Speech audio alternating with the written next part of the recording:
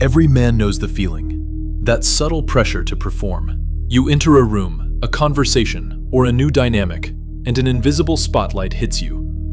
The internal voice whispers, "Prove it. Justify your presence." This is the audition frame. It is the psychological state where you treat every interaction, social, professional, or romantic, as a test you must pass.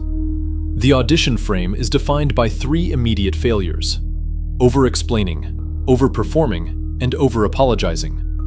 You feel compelled to list your accomplishments, offer justifications for your decisions, or nervously fill silence with commentary. By performing these acts, you signal that your value is conditional.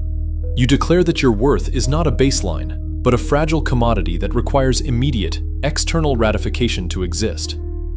The alpha male understands that true status is assumed, not sought. He operates from a state of default value. The 4 mechanisms of the trap. The audition frame is maintained by 4 insidious psychological mechanisms. Mechanism 1. The apology reflex. This is the immediate, almost involuntary need to apologize for your presence, your silence, or your choices. "Sorry I'm late. Traffic was terrible. I left early, but..." You are trying to preemptively manage the other person's potential displeasure, confirming their comfort is more valuable than your truth. Mechanism 2. The value dump. This is the rush to fill silence or awkwardness with a list of your recent achievements, expensive purchases, or connections.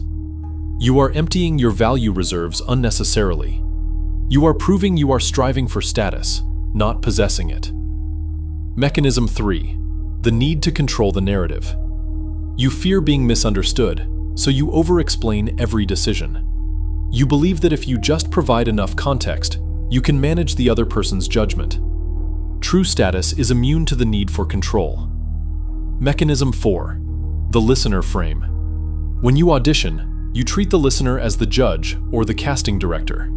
You are the applicant. You invert the dynamic, forcing the other person into the position of elevated authority. To break the audition trap, you must adopt default value.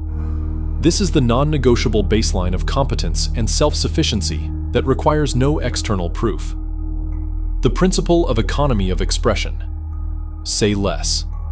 Your words should be a rare, deliberate resource, not a stream of nervous filler. Let the silence stand. Let the other person come to you to collect information.